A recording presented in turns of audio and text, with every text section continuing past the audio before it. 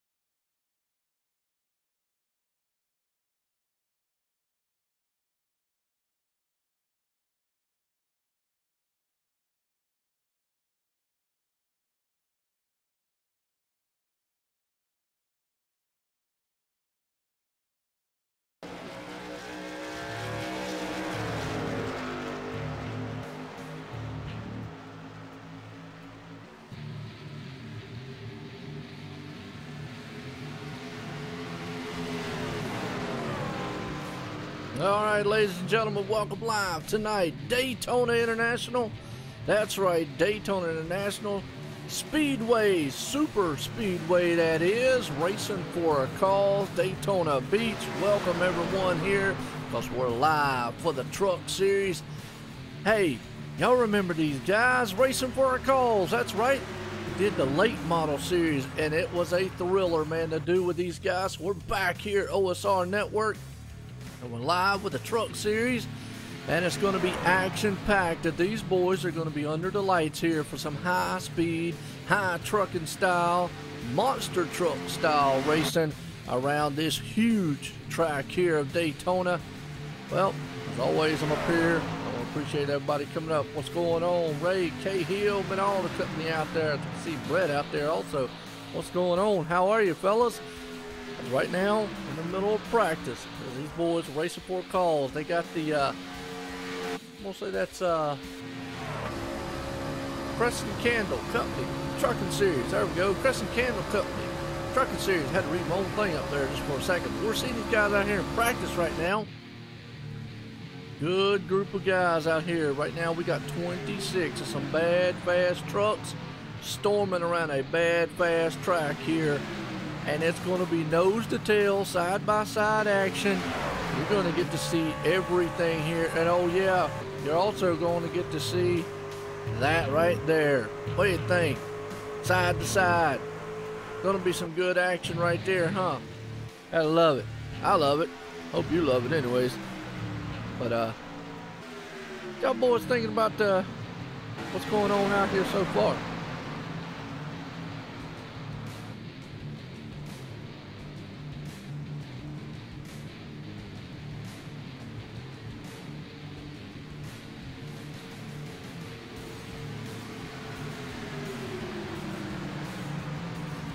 Yeah, I appreciate it, Ray, man, as always. I mean, these guys out here about to put on a good show for y'all. As always, I mean, it's a good one. I mean, so fasten your seat belts, get prepared here because, like I say, we're about to see these boys storm around this track here. You know how the trucks react. It's just going to be locked together. They're going to be glued tight, man, around this whole track. This is a 2.5 mile super speedway here at Daytona International Speedway, that is. I'm kind of looking forward to this one myself.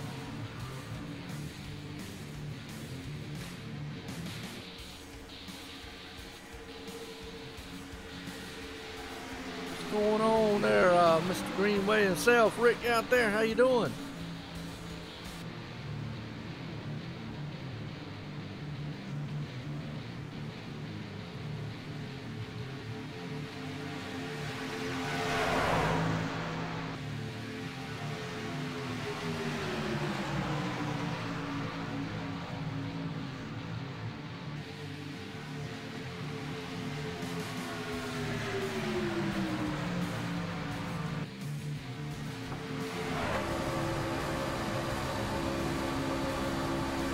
Well, like I say, we're getting set here as practice right now.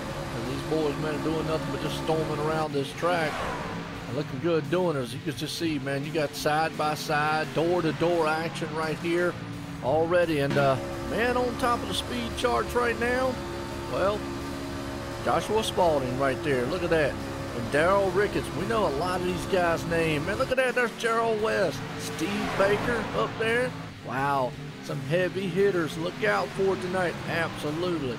26 of some bad, fast drivers and some bad, fast trucks on a bad, fast super speedway at Daytona under the lights. And boys, girls, if you're out there, ladies, gentlemen, everyone, kids, dogs, hamsters, hey. And even I got my bird in the background. He's ready for this action. So definitely tell everybody we're about to do some racing for calls here for the Cresson Candle Company Truck Series. About to get it done here at Daytona International Speedway. Wow. Kind of hyped up a little bit. Y'all hyped up over this one? It's kind of really good to be back here. These guys, man, it's a pleasure to run with these gentlemen. Pleasure for these guys to let me be here with them. I want to thank them. And it's always awesome, man, to get it done. But here we go. Qualifying's about to get set. Refreshments are in. Wow, Cahill, I'll tell you what, you got a lot of refreshments going on over there, don't you? That man's pumped up. He's ready to go with refreshments. Well, here we go.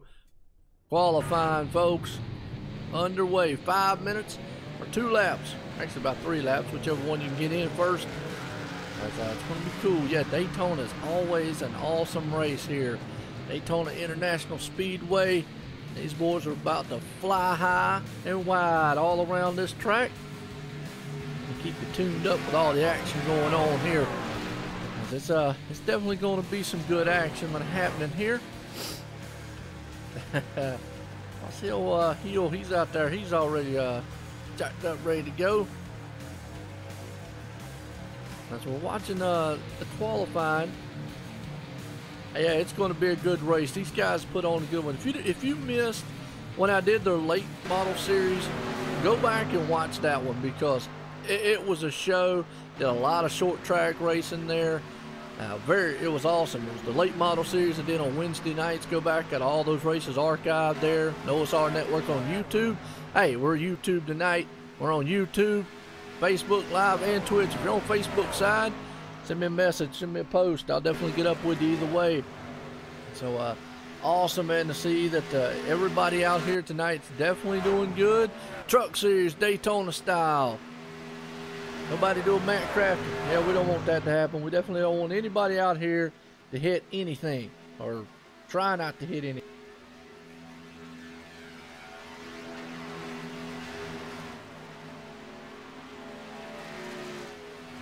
Do a quick sound test just to make sure everything sounds good on my end.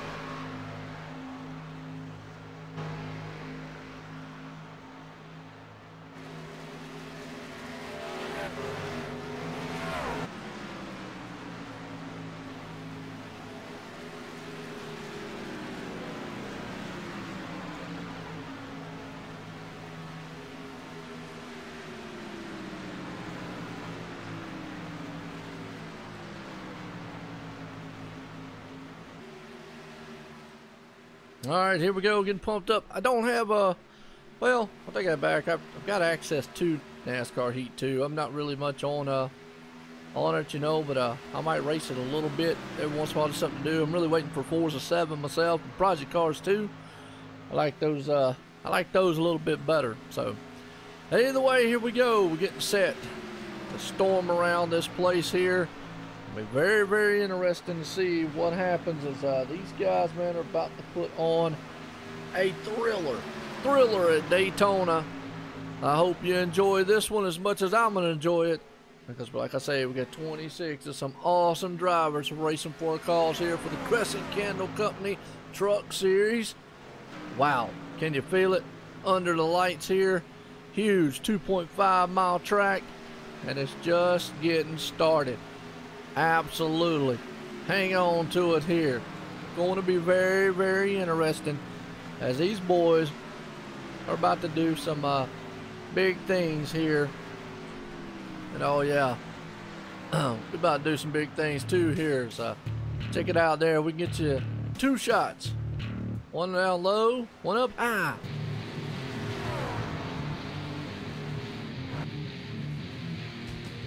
And you can definitely still see everybody that's actually still running.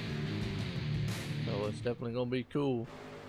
Yeah, I played Heat a little bit myself, so definitely interesting there.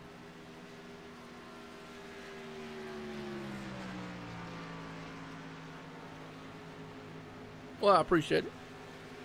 You know, I do all this work. I do all this work for the leagues. I do all this work for the drivers. I do all this work for the viewers. I enjoy it. All the stuff that I bring, the content and everything here, it's for all you guys, man, to enjoy, to come back. Hopefully, man, you tell people, check it out, look at this. And like I say, it's all for y'all. I mean, I love doing it here, but looks like Joshua Spalding right now is the man on point with, look at that, Gerald West. That's Jay Weezy himself. And oh yeah, by the way, Gerald's going to be in the booth with me tomorrow night for Extreme Motorsports 99.com season finale of the Xfinity Series. That's right, we got that from Homestead tomorrow night, so it's going to be interesting. But tonight, we got to get through Daytona here. And there's the Oreo truck. Man, going to make me hungry running around out there in the cookie machine. You got the cookie monster happening. And hey, there's Gatorade. Well, need some Gatorade and cookies. Absolutely. Here we go. Ryan Knoll, haven't seen it. I'll tell you what, it's good to be back and see a lot of these guys. Familiar faces, familiar sounds, familiar names out here. Just a different set of cars. Qualifying is over with. Here we go, folks. We're getting set here to rumble in the jungle, so to speak. Well, actually, we're rumbling in the beach. As let's grid these bad boys up here tonight. And there's that man out front who I think it was actually let's see who's on the pole here tonight. Joshua Spalding puts it on pole. Gerald West is going to start in second. Brian Beach right there in third. Rich Blake starting in fourth. Ryan Nolan in fifth. Eric I'm going to say Driggins, hope I said that right, starting sixth. We got Dalen Blankenship starting seventh. Steve Baker there in eighth. In ninth place, Darrell Ricketts right there. Chad Meadows is the man starting in 10th. As we look to the rest of this field, right now we got about 27 of some bad, fast trucks and a bad, fast drivers. And as I always say, on a bad, fast track here under the light, cool conditions, cool heads, but I don't know how much that's going to hold up as this race, man, unfolds under the lights here tonight, as these boys are going to scream around 2.5 miles of a super speedway here. You got to be very, very cautious, so to speak, and you have nerves of steel.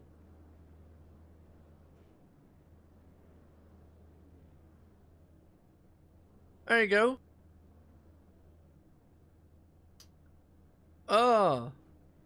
Are you know the Racing for a Cause team speak, Davis?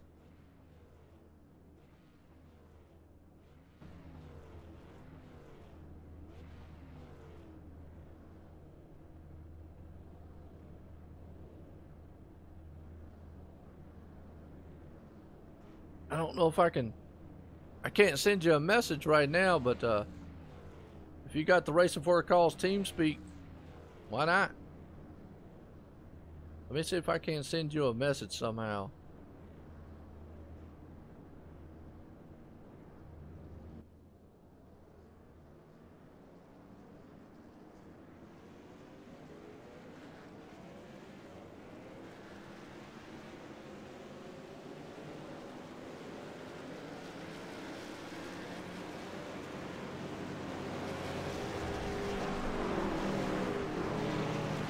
If you got their team speak, yeah, jump in here. I'm up in here, man. That's fine.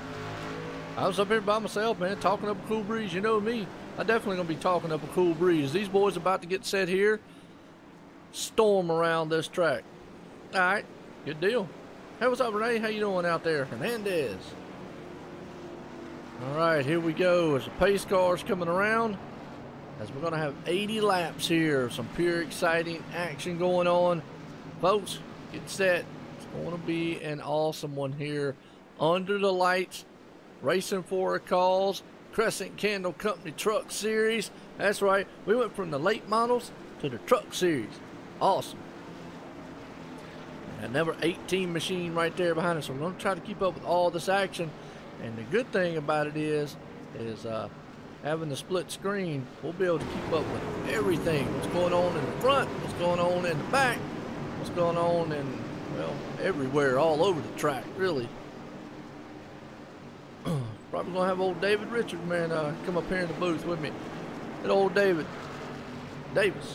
yeah. Davis, he helps me out at the extreme a lot of times. Well, here we go. Pace cars about to duck off in pit road. We're getting set here to go green flag racing. Pace cars in. Hey, what's going on, James? How you doing? Pace cars in. Here we go. Green flag in the air.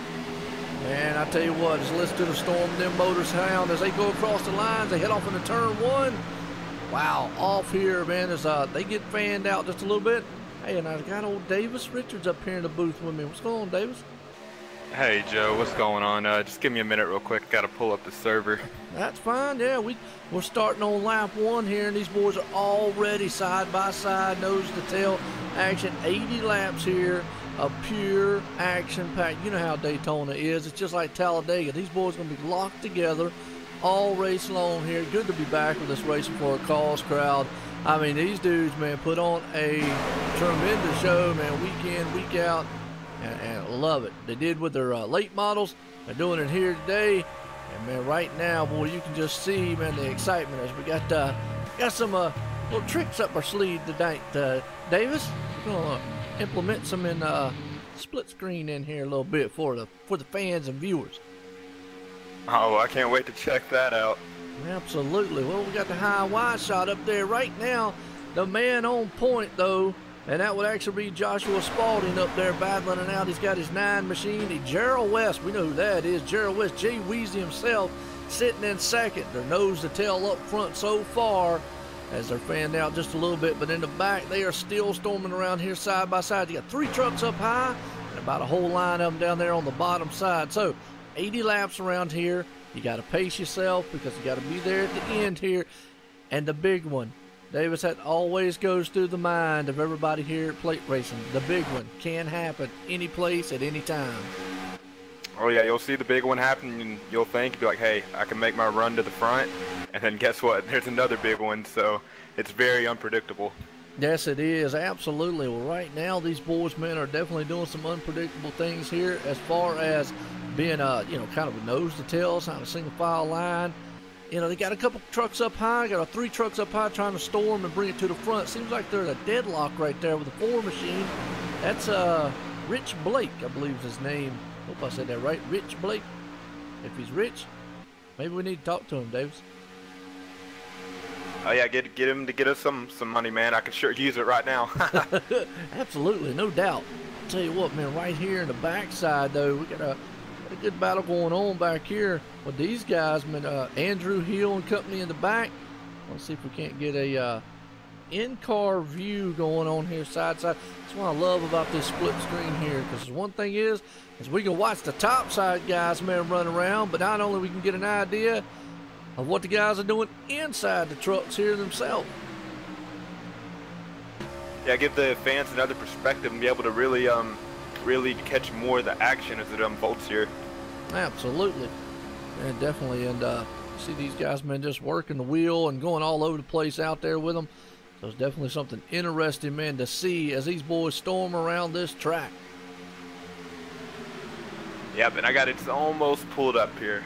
All right, go ahead, you're fine. Definitely good, definitely good. Well, I'll tell you what, Daytona here, under the lights, these boys are definitely going to it'll be very interesting to see what these guys actually can do.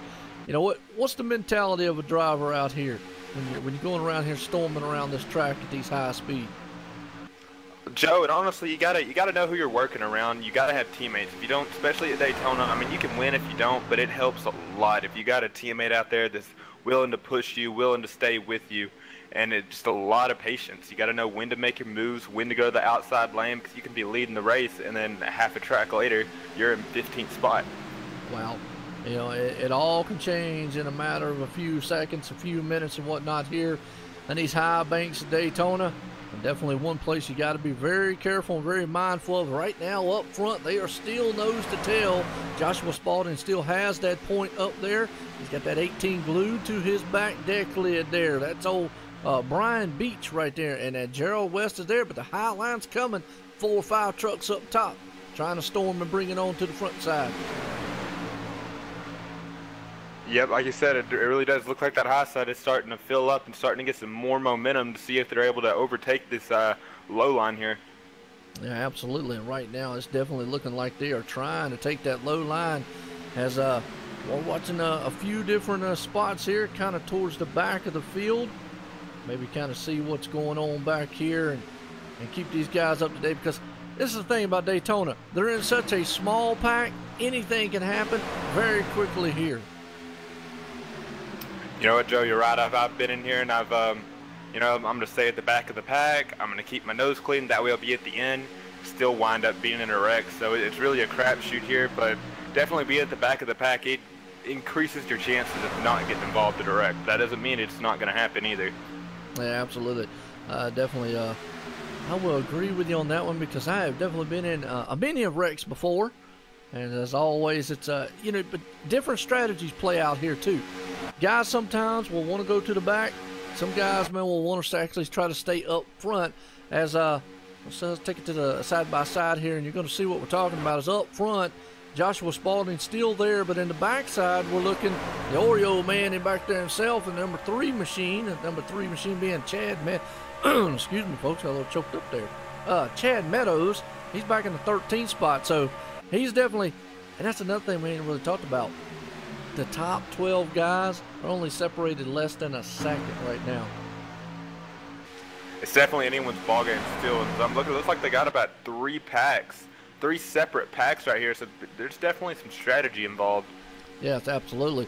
Let's see if we can't get a an idea of what some of these separate packs are here. As you know, that's the joys of having the 2 different screens. Is one there on the left-hand side, that's the front pack. You just talked about it. There's your back pack right there. About 5 cars there in a line, 5 trucks, excuse me, in a line, or side by side. So a second style pack. And time-wise here, Davis, that we're looking at, the top 13, I'm gonna say 13 to 14 cars separated by a second between the 2. And then you got to go to 15th, which is Eric right there, that 42 that we're seeing. He's out there. You know, he's Eric Driggins, I believe is his name. He's 7 seconds off the pace with the other 5. They're locked together. Then another pack behind them starts in the 20th position. Yeah, these guys right here are just going to look to be able to just maintain what they got and hopefully miss that big one like we were talking about before. Yeah, absolutely. Well, right now, as we're seeing these guys, man, just storm around. We got that front side pack. We got a battle, man, a change for the lead up front. 78 machine of Ryan Nolan was a name that I'm very familiar with out there. Used to call him the New England clam chowder machine out there because that's what he would run around all the time in the late model series when he was here. But look at that high line. Gerald West out there pulling it along. He's got the 4 machine as they are still side by side, door to door. This is what we're going to see all race long. And you know and I know, Davis, when you're like that all race long, nerves. You got to have the nerves of steel. You really do. You gotta focus on what's ahead of you. You gotta control your breathing because you'll get really nerve-wracking out there, especially when they're this close. I mean, you could probably put a paper between them. That's how close these drivers are right now. Yeah, absolutely. And right now, boy, I'll tell you what, these guys up front definitely are side by side, man. What's going on? I'll tell you what, they're chatting up a cool breeze out there. Loving this racing going on because up front it is a good race. You got Ryan Nolan on the inside. He's got about 5 trucks there on the inside, the bottom. You got about 5 trucks up top. And right now it's just a deadlock, standstill, stalemate, so to speak, as they storm around these high banks of Daytona. Hey, we're racing for a cause here. The Cresson Candle Company Truck Series. And that's just awesome to be back. Oh yeah, it definitely is, Joe. I mean, just look at these trucks right now. They're just wiggling back and forth. Just look at them. It's like a caterpillar, or a snake, just weaving through the track. And you know, that's another thing you got to be mindful of too, is how that truck's reacting out there, because you never know what's going to happen if that thing. Look at that 3 wide. The man has to go down low there. Wow, he's going to get shaky. Truck's on the wall. We got to spin. Man, I was looking at that. It looked like the 9 went to the bottom there. It looked like he was trying to, maybe didn't like where he was at and he wanted to avoid a wreck, but by doing that, it looks like it got him caught up in a wreck. Yeah, and I think that was a 15 also involved. Let's go back on the replay here. Let the viewer see. That was a huge one there. Hate to see that. Good thing it didn't happen up front in the pack, like out front. But what happened there, the 9 got shuffled out of the mix a little bit and had to go below the yellow line. But then up front, I think I don't know, man. Kind of weird situation there. The 5 looked like he went and did a bump draft, but he didn't bump him in the turn or anything. Just a Red Bull there, kind of just took off sliding. Not as bad as what it looked like, but could have been a lot worse. What it kind of looks like to me too is maybe as the 9 went to the bottom, maybe it sucked the air off the number 15 truck, and that's what just caused him to get out of shape a little, and then it sent him spinning. Wow, and you got to hate that. So we're running the caution here for the first time tonight. Well, I'll tell you what, these guys, man, well, do they go into the pits here? So is pit road going to be a very busy place? We'll have to see. Are these drivers allowed a fast repair, Joe? Yes, they are. Yep. Sure are. Well, let's see. Here we go. I want to see if old pit road is a. They come storming off down pit road. Oh yeah, here they go. I figure you're gonna have you probably have still a handful of people stay out just to get that better track position if I had to bet on it. Well, now that's interesting that you bring that up. Track position. Is it really that key here? It really is. You wouldn't think it would be, but with these cars separating and these different packs like we seen that third pack, they were 10, 11 seconds off. You're not going to make it back to the leaders.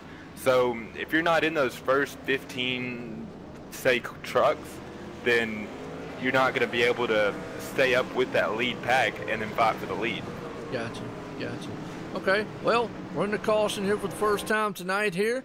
Racing for a Cause, Cresson Candle Company Truck Series. That's right, folks. Back here on the Truck Series, back here for Racing for a Cause. You know, man, I enjoy these guys, man, out here. I mean, they just put on a awesome. They get one fast fix. The man out there, Greenway Motorsports, folks, that is Rick Greenway himself, one of the owner-operators here at Racing for a Cause. Man's a good one. I like what these guys stand for here, Davis. They actually, I mean, their name stands for what they stand for, Racing for a Cause. They do a lot of racing for causes and different style charities and whatnot. And it's always interesting to see. So definitely, if you got unfortunately, if you got an issue or anything or need anything, get a hold of these guys. They'll definitely put on a show for you. But their name definitely, that's one of the reasons why I really enjoy this league, is because what the name stands for. Oh yeah, and you're right, Joe. It's awesome that people are able to turn a hobby into something that can help people as well, and it's able to benefit other people while still having fun and going out there and racing. Yeah, absolutely.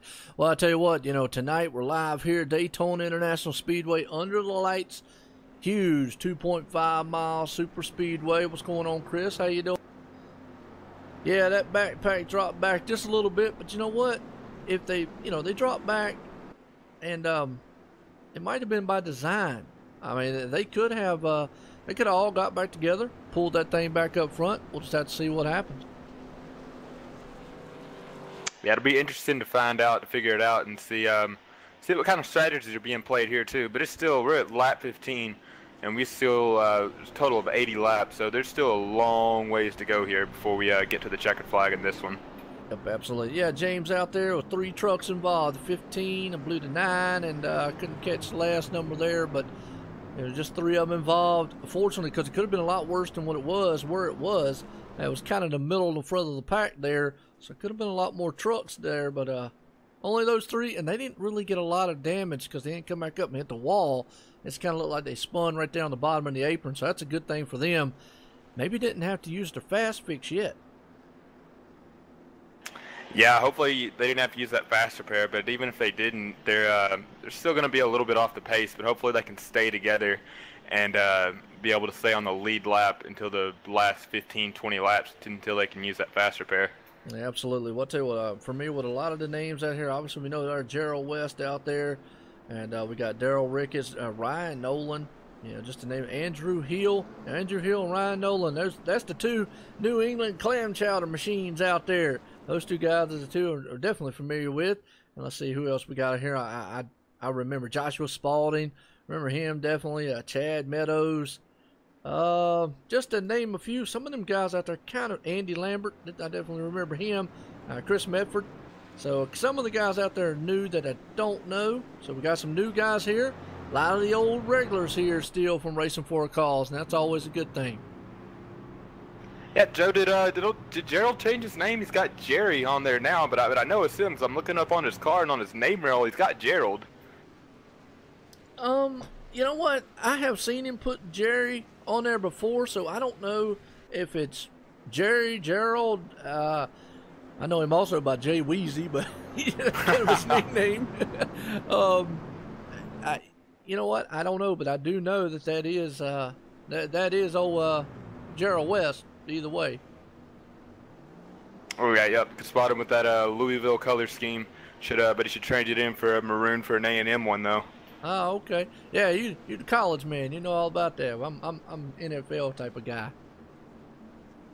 Yeah, I know you were watching the Cowboys Sunday night, right? No, not really. Now, I was watching my Panthers though on Sunday. How's that? Oh man, hey, Panthers are my second favorite team, so I can't talk crap about you there. Yeah. I hope they do good, man. I enjoy football season just as much as I do the racing.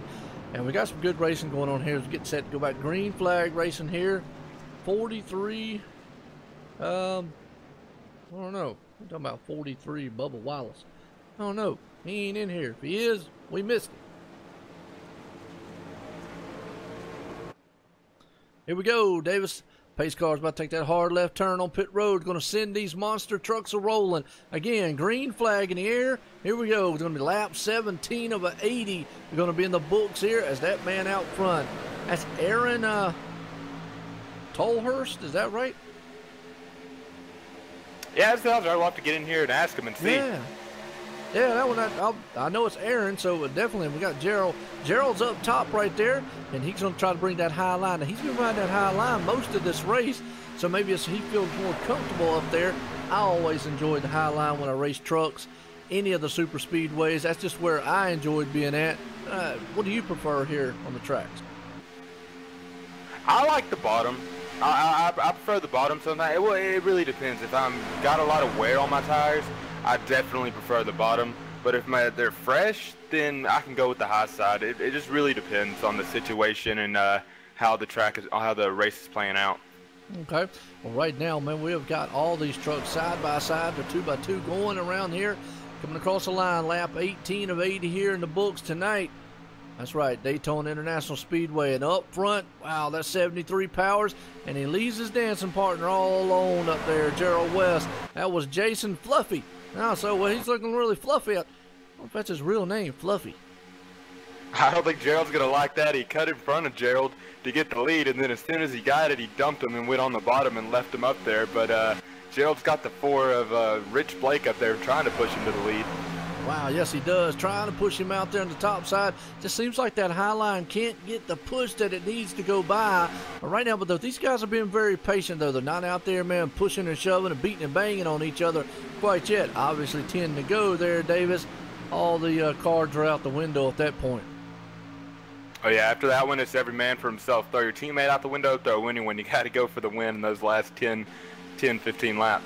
Yeah, absolutely. Right now, we're seeing a storm of a pack happening up here as we'll go side to side here just to show you what it looks like on the grandstand view and what it looks like up front as they're coming to you nose first. Coming down the bad stretch, they are still deadlocked side by side as they come into turn number 3. Wow, look at that storming up top. It looks like Gerald's going to hang on to it up there. He's not going to leave his dancing partner. He's committed to stay up that high groove. Yep, I was watching the 97 there, and he looked like he just got something happened to him right there, and it gave enough room between him and the 73 to get the 86 of Gerald West to get that lead. But he's going to be sticking with the 4 probably all night, and he's not going to leave him out there out to dry. No, he's not. And right now, they're definitely, men are holding on to each other very tight wise right now. As you can see, these guys are just being, I don't know. They're locked together. And you see the 73 up front? That's old Jason. I can kick out of that name, Jason Fluffy. We're going to have to ask him what that one's all about. That's pretty funny. Yeah, it is. Actually, is it Fluffy, or is it he just feels fluffy, or I don't know. We're seeing some pretty good racing right here. See, Fluffy still got the lead, but the 4 and Gerald are they're still making their way up the top. And another guy to look for is the 88 of Dale Ricketts. And I know a handful of these drivers, they're in a team together, so it'll be interesting to see how their strategy plays out and if they're able to get locked up, what they do. Yeah, absolutely. Right now, I mean, these boys, man, are looking good as they fly around this track here. Man, I tell you, it's an awesome sight to see these boys and what they can do around here all night long. And this is the kind of action, folks, you're going to see side by side, locked together up front. The 73 still hanging on to it. You got Gerald up high. The 97 there, Aaron, he is trying to hold on to that and try to push him. Another thing, you can't go below that yellow line. Yep, that's another thing you got to watch out. That yellow line, if you pass the driver underneath that yellow line, then you have to give him back your position, or you risk the risk of being black flagged and having to go down pit road. Yep, absolutely. And they're still bad. It looks like they got about 10, 15 cars up in that lead pack right now. So it looks like the next driver in the next pack is in the 20th position, and they got about a four-man tango going on there. Yeah, it does right there. You got to, I mean, it is a blanket over the top I'm gonna say what, about the top 12, all the way. Actually, got to take it all the way back to the top 15 are all right there within a second of each other. Yeah, these drivers are working really well together. Yep, like I said, there's 19 of them in that lead pack right now. So they're still they're staying close together, but they're still being patient. And we haven't seen any 3 wide tonight, but I guarantee you that'll change soon. Yes, absolutely. As these guys right around, still storming around these high banks here at Daytona. Up front still, Jason is the man on point. Ryan Nolan's bringing it up there with him. Got Gerald West on that high side, though, still working that high side with him. Richie Blake right there. Rich Blake right there in the 4th place spot. Daryl Ricketts in 5th. Justin Napier in 7th.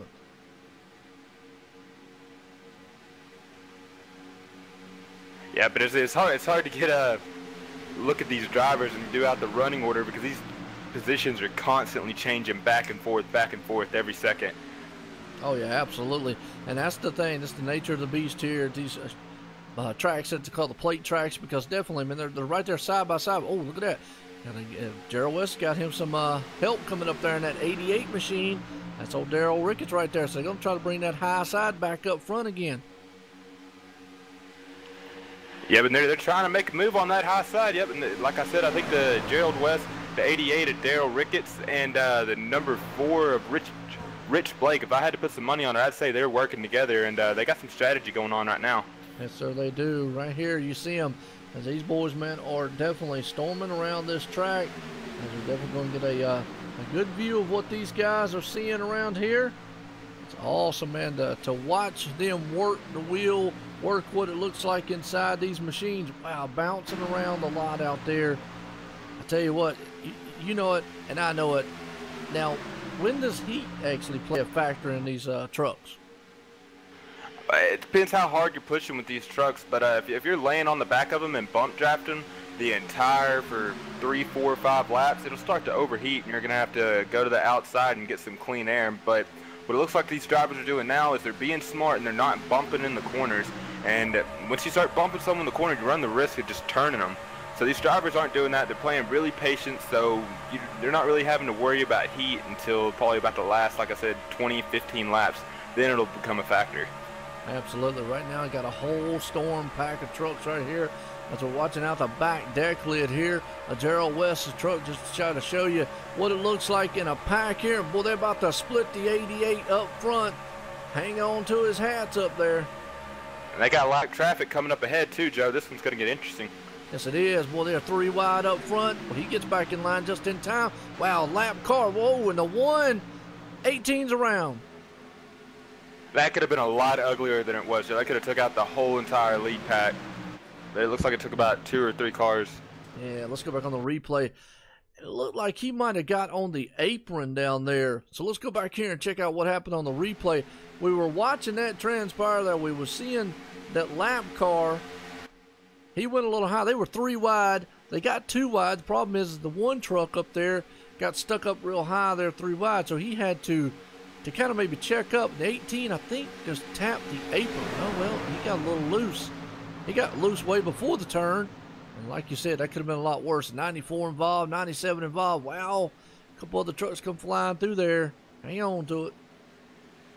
Yeah, it looks like the number 5 of James Edwards, he got into Brian Beach in the number 8. It looks like Brian, he's seen what was happening up there. He's seen, they were about to go 4 wide in that corner, so he tried to check up. And the 5 just didn't check up in time and just got into the back of him. That sent him spinning. Yeah, I hate to see that on his end. Well, here we go. Does everybody come into the pits here this time? Lap 27. I'd be interested to know what their fuel mileage is right now and how long they can go on a full run. Yeah, absolutely. So it's going to be interesting to see. I'm not, maybe old Rick out there can chime in on the chat and let us know what kind of the fuel window we're looking at here.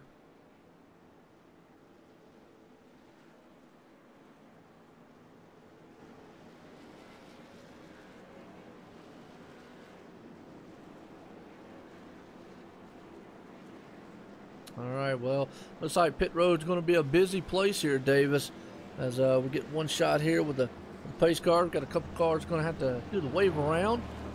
So that's, was it caution number 2 tonight? I mean, that's typical. We haven't seen the big one, though, yet. That's another thing. It's got to be in the back of your mind as a driver, though. Yeah, we've seen a few little small incidents, but we definitely haven't seen the big one. On these pit roads, like I said, it'll be about lap 31 or so when we get the green flag. If I was these drivers, this would probably be the last time I would want to take 4 tires. And after that, I'd maybe take 2 tires one time, then after that, no tires at all, and just take fuel. Yeah, tires here, not going to say that they're not important or not anything. They use 50% fuel load. So, 50%, you're probably looking that they probably go about 20, maybe 25 laps. Yeah, that sounds about right.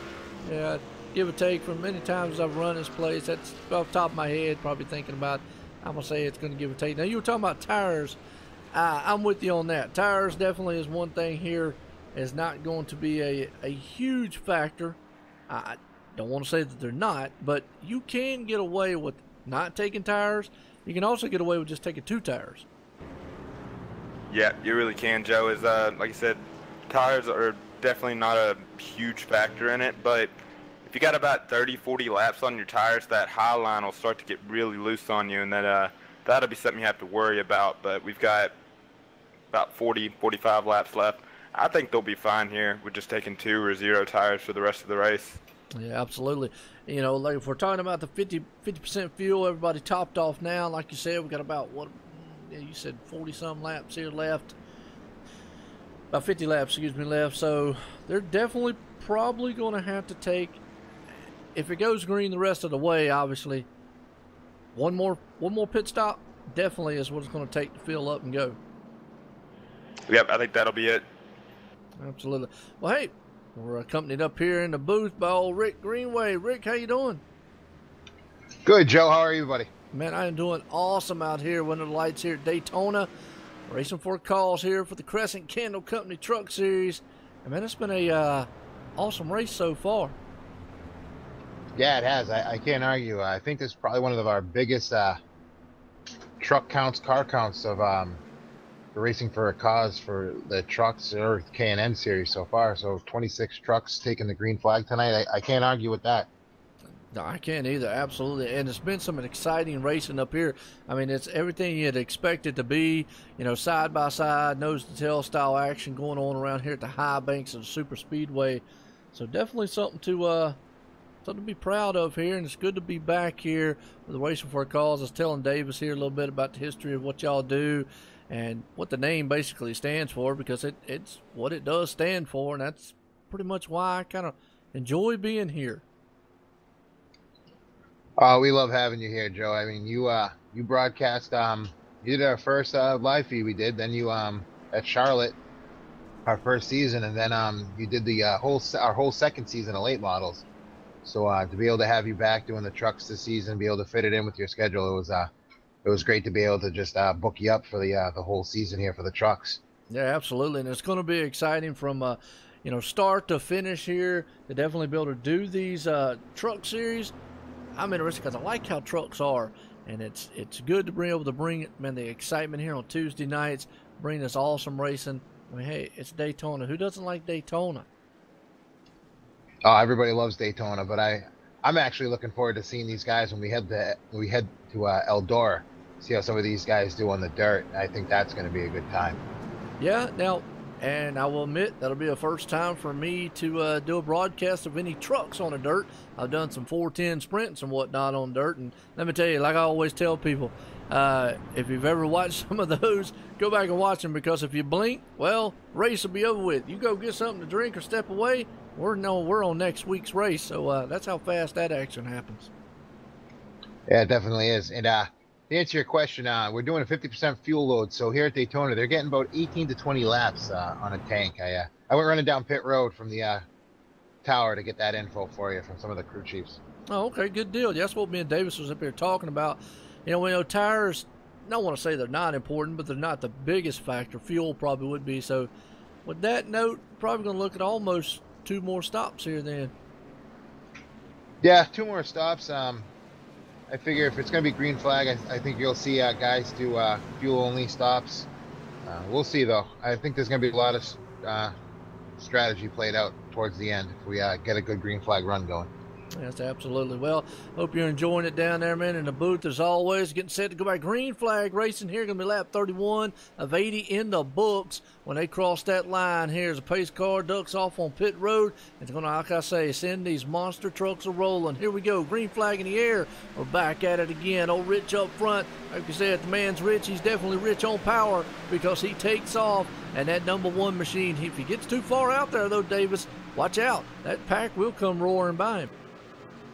Yep, and you said that, Joe. Looks like they're doing that right now. So he got about a 1 second lead or so, and you see that number one truck getting on the outside of him, look to take the lead. Yeah, absolutely. Well, I'll tell you what, like I say, with the split screen deal here, we got OSR Network. You're not going to miss too much of the action going on because we got the blimpy cam on one side. I like calling it a blimpy cam for some reason. It just fits as a blimpy. Yep, you're absolutely right, Joe. And this audience isn't going to want to miss a minute of this action right now as they're side by side going through the field. Yeah, right up front, you got that number one. Haven't seen him. That's a Jason Kisner. I hope I said that right. I think it might be Kinzer. I think it might be Kinzer. Kinzer or Kinzer. I've raced with him in a few times in a few other leagues. Ah, okay. Well, either way, we definitely know the other two guys right there, Gerald West, Ryan Knoll, Andrew Hill. Now, Ryan Knoll and Andrew Hill are teammates. And they definitely probably will try to look to hook up together and storm around this huge 2.5-mile track. You get that thing, look at that, 86. He's back up there on that high side. He loves that high side. Did you see how loose he was getting on that exit or two? Wow. Yeah, you know, we don't talk about that, but up there, look at that side draft that they're putting on each other. We don't talk about that too much, but these trucks can get loose. And they just did an update on them, too, last week, so some of these drivers, this is their first time on a super speedway with the new configuration. Yes, sir, it is. You're absolutely right. And right now, you can definitely tell as they are storming around these tracks, boy, jockeying the positions. Definitely looking very interesting as, wow, just awesome. Oh, and they're wrecking up front. That's a huge one. Yep, that's the big one, Joe. Looks like the number 4 just got a little loose into the 1. Wow. Yep. That one took out a lot of trucks. That happened up front. Let's go back on the replay here. Man, that's what we feared earlier on here. So let's go back here and see, let the viewers see, and then we'll get another idea. They were up there doing some good side drafting, man. Just, you know, I'm going to say dooring each other, but that's basically what you say. Yeah, and it looks like, man, that the 4 and the 1, they got together. Then the 18 got into it. Oh, and Gerald West nowhere to go. Ouch, yeah, you got a lot of trucks, man, tore up in that one all over the place. Wow, got one of them flipping down the back stretch there, all over the place. It's a big one, junkyard. Hey, and it can happen so quick. Yep, it really can. So we just seen it right here, Joe, and yep, it looks like just the 1 and the 4 came together. It doesn't look like it was. It looks like it was just more of a racing incident. Oh yeah, yeah, absolutely. So. Well, under caution here, 4 got loose going in there. And that's the thing I'm starting to see here. Davis it seems like these trucks, man, might be a little looser than what I'm used to seeing in the past. Right now they got the, it's 70 degrees out there with the track temp. Track temp is at 70 degrees with a 14 miles an hour wind. And these drivers, like I was saying before, they might not have, some of them might not have took tires, might not have took 2 tires, and like we were saying, with the new build, the new update, it might be having some adverse effects that we've never seen before. Yeah, that's it. And, you know, we're talking about, you know, we're over here talking about new builds and all that stuff. Well, folks, what we mean by that is week 13 has passed here on iRacing. A lot of times they do their new builds here and different things on tracks and whatnot. So it'll be interesting as pit road's going to be a very busy place here in just a second. So we're going to see these trucks come on down. There's get a good split screen here so you don't miss the action of what trucks might stay out. And all the trucks that are down there. Now, Gerald West, he didn't use his fast fix. I think he had to tow that thing. Yeah, that was a pretty ugly wreck, Joe. He more than likely probably had to tow it. Yeah, I hate to see that on his end. You know, definitely towing that thing here. Well, quick caution number 3 of the night. Not too bad. I mean, typical Daytona plate race. Yeah, we've still seen some really good racing out there from these drivers. Yeah, absolutely. Well, I hope everyone out there in the chat's enjoying it as much as we're enjoying it. I'm enjoying it. You enjoying it, Davis? Oh man, I'm having fun, Joe. Thanks for having me on here in such late notice too. Oh yeah, absolutely, man. As always, definitely I'm up here. I'm always just up here talking. That's just what I like doing. Get up here talking, man, about love this stuff. And Laura out there said she thinks her heart just stopped. Why is that? Who's your driver?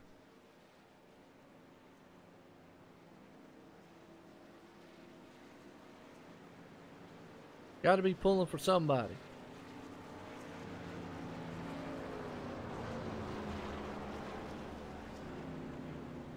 Because who's the man up front right now? Phil. Phil's going to stay up there. What's that? Otto? Yep, Phil Otto in the number 66. Right. Oh, there's one and done on that one. I'll pat myself on the back. Well, we got a storm of racing here at OSR Network this week. And not only we got this awesome racing here, racing for a cause, and again, appreciate these guys been out here. Definitely let me come back here, do this series for them here for the Cresson Candle Company Truck Series. But we got the finals for ExtremeMotorsports99.com, Xfinity Series tomorrow night at Homestead, and then Davis, the Cup Series, which is going to be a heated battle. 8 points difference going into that one between Keith Haney and the Superman himself, Jake Nichols, going into Homestead. So we're going to crown a champ there in the next 2 nights, and it's going to be awesome. And then start a new series on Friday. Next Gen Racing, Show Me the Green, K&N Series. We're back at Daytona there on Friday night, so it ought to be interesting for some there. And I think Laura out there said the 85, that is her son. So that is awesome. Peyton Johnson. Oh, yep, that is really awesome. Got his mom out there watching. Hopefully put on a good show and get up there for the lead. But like you said, Joe, it's going to be a lot of good racing this week, too, with the Extreme Motorsports crowning the champ, too. I'll be back Thursday night to broadcast it with you. And I'm pretty pumped for that. 8 points, like you said, 8 points difference. And it's going to be a tight finish. Yes, it is. Tight finish, man. Just as much as this race is here tonight, definitely some good racing going on. And, again, I want to appreciate everybody coming out. Hey, tell everybody, man, tell your fans, tell your neighbors, tell everybody. If you like what you see, hit a like. It's for these drivers. It's for the leagues. It's for your viewers, I just sit here and talk. That's just the way I look at it. I appreciate everything. But right now, definitely is some... We're about to get set to go back green flag racing. Right there, we got that 85 machine showing it off out there for Laura. That's the mom out there. Definitely cheering on the son, Peyton. So he's right now currently in the 6th spot, Davis.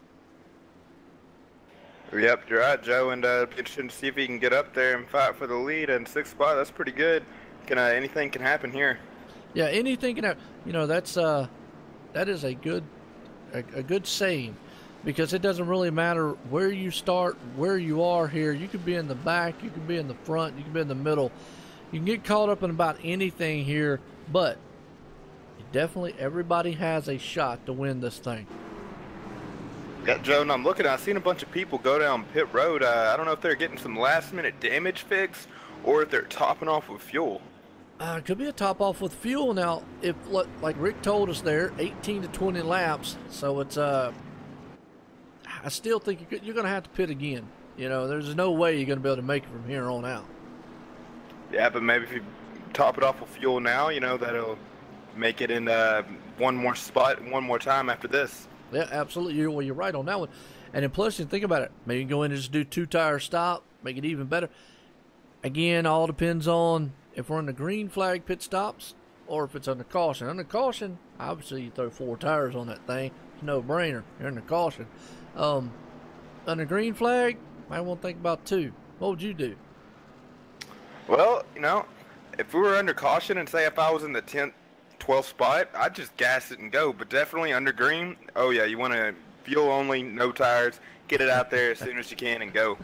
Absolutely. Well, here we go. Pace cars coming out of turn number 4. Going to set these monster trucks loose here again. And lap 38 of 80. Here we go. It's coming out of pit road. So we're going to get a shot here high and wide there. As they're going to come across the line. They're geared up. Green flag in the air. Lap 38 completed of 80 laps here tonight under the lights at Daytona. Racing for a cause here, folks. And these boys, man, are putting on a show for the decades, the ages here tonight for the Cresson Candle Company Truck Series. And this is the first, I didn't even ask Rick, I believe this is the first time they've had the Truck Series. Yep, you might be right there, Joe. And I'm looking at these guys, man. This field is just, they're everywhere. They're wiggling back and forth, back and forth. There's just lines going. You know what? I just saw a move there. The 86 machine, he dropped back to the back. I think that was by design.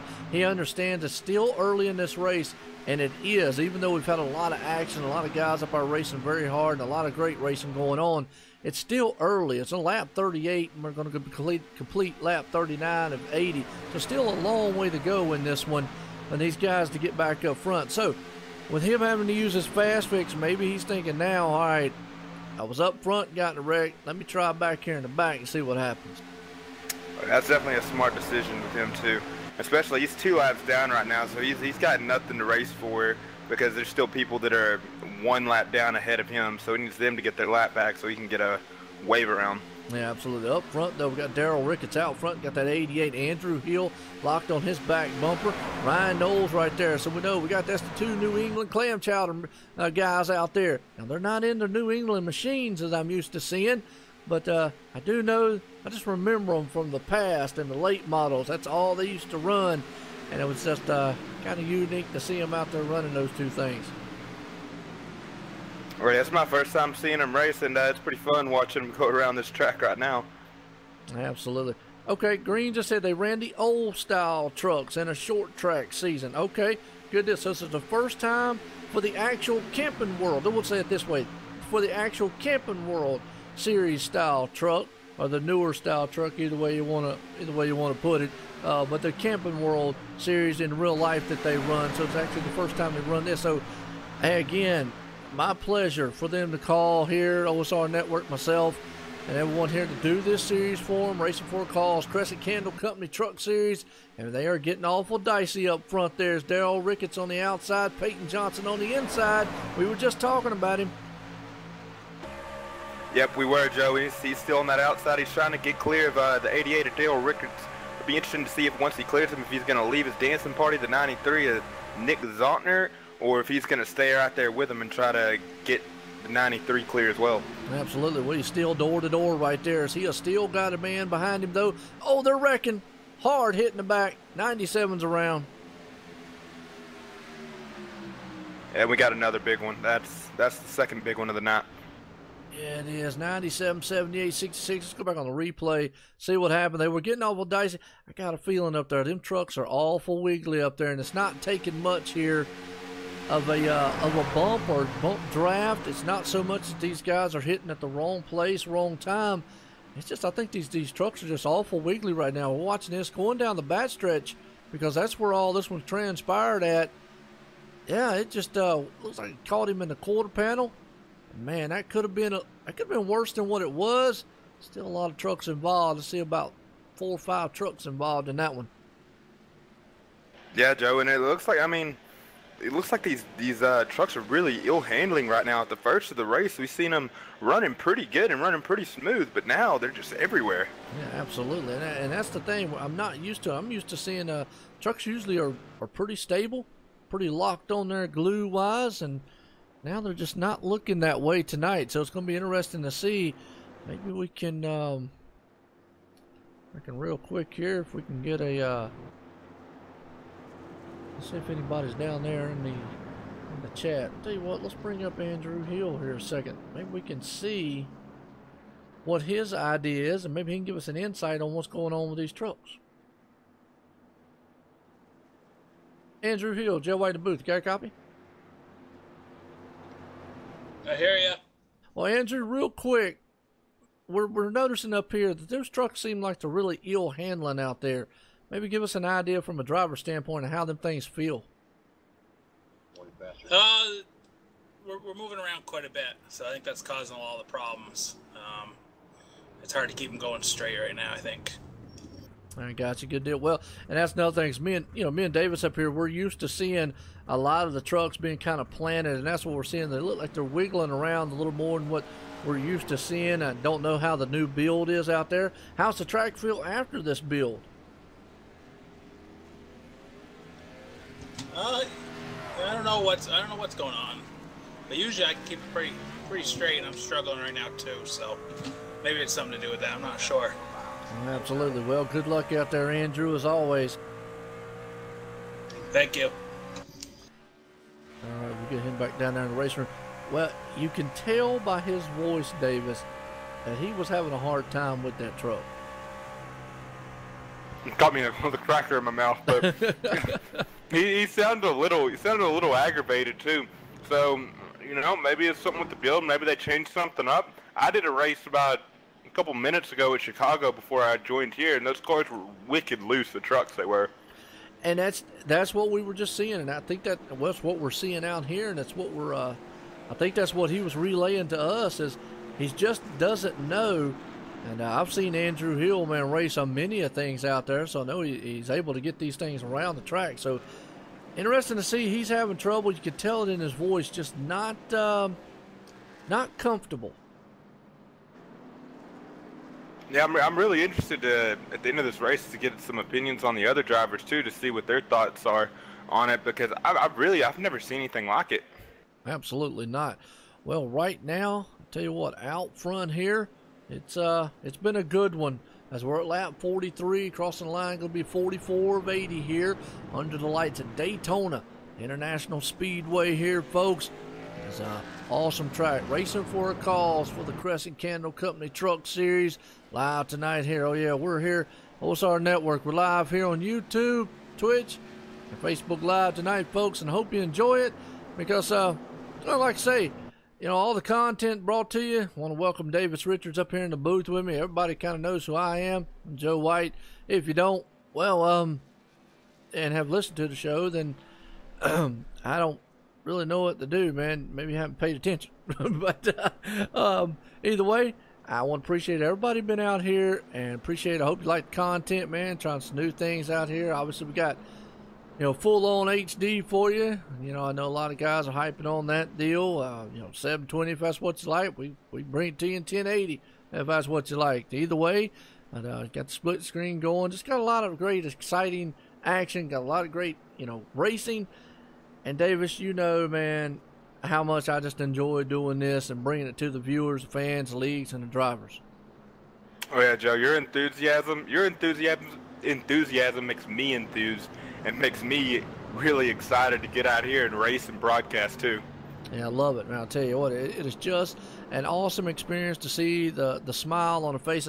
And, most notably, for people like what Laura and all them out there, family members, to watch their loved ones out here race around these tracks here.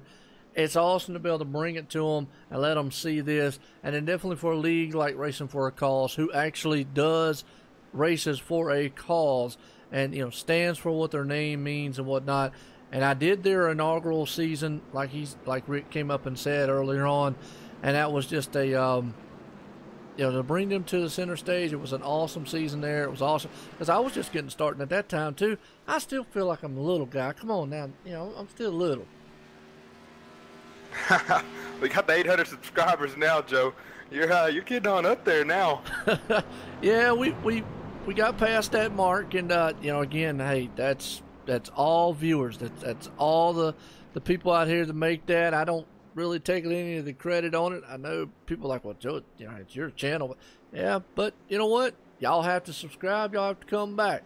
Who's Chris? Who's Joe White? I don't know that guy. I never heard of him before in my life. But I will give you a hint. Here you go. If you're watching the stream, you see him pop up right there in just a second. He'll that'll give you a hint of who he is.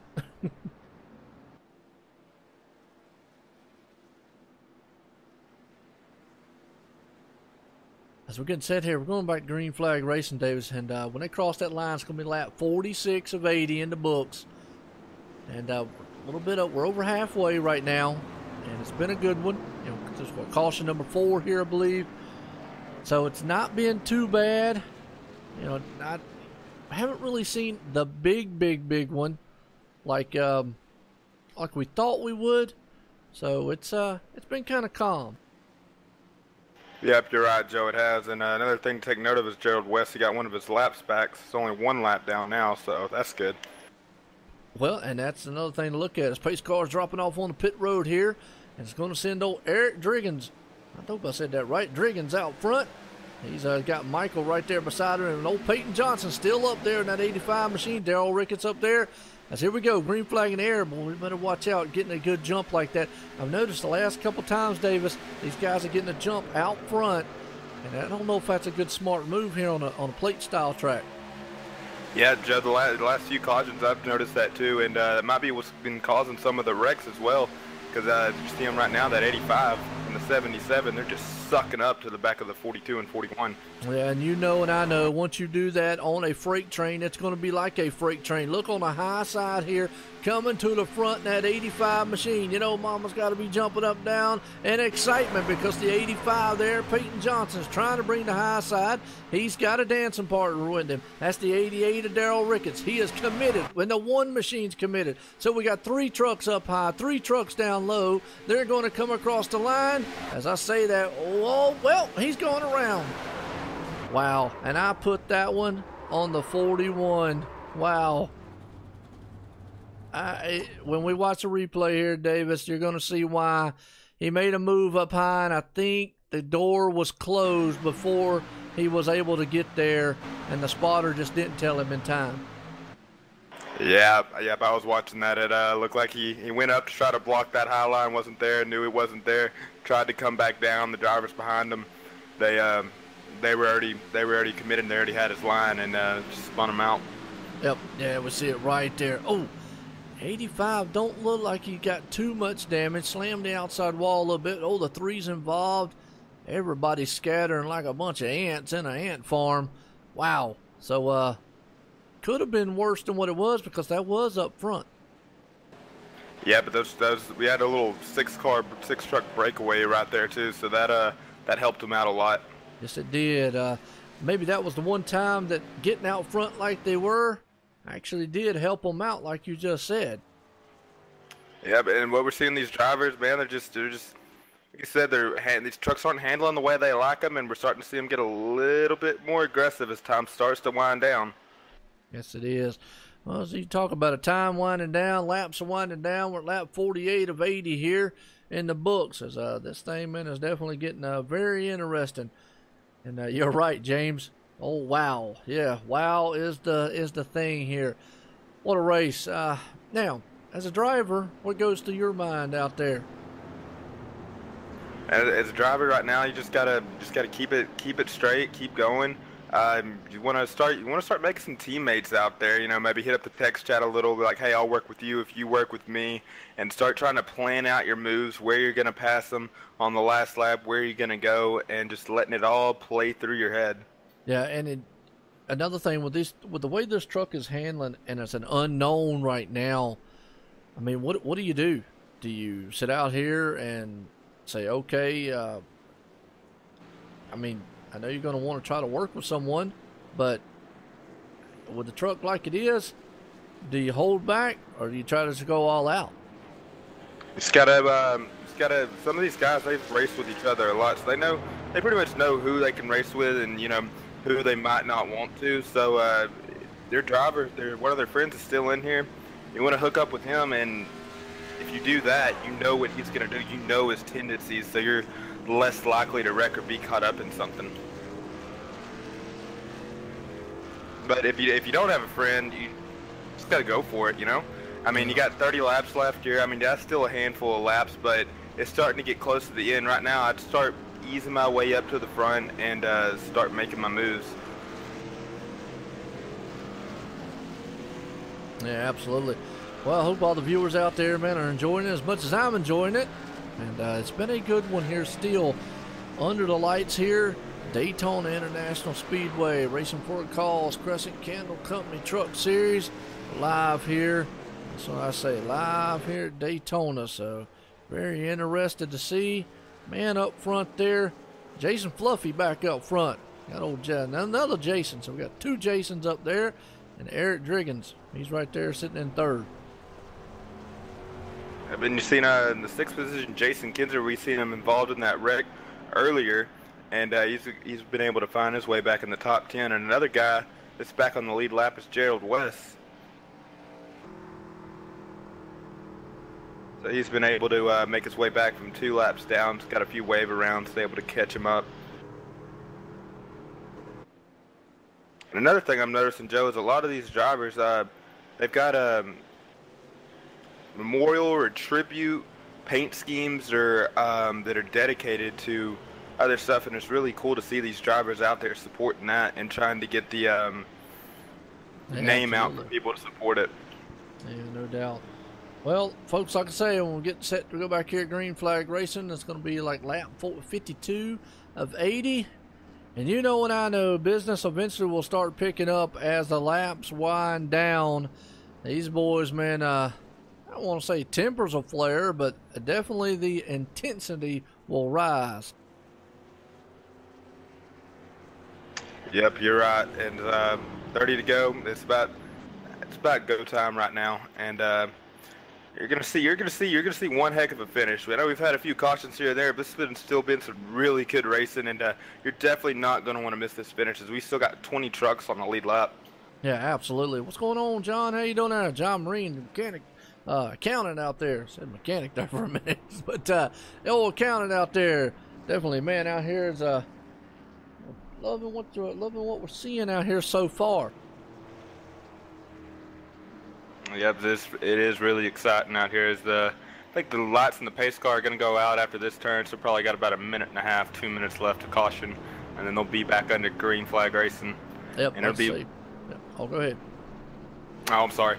And then it'll be interesting to see, to notice that front pack like we've seen them before, how they've been getting the breakaway or they've been shooting forward, and to see how if there's the second or third place car is able to catch up to their bumper and stay with them.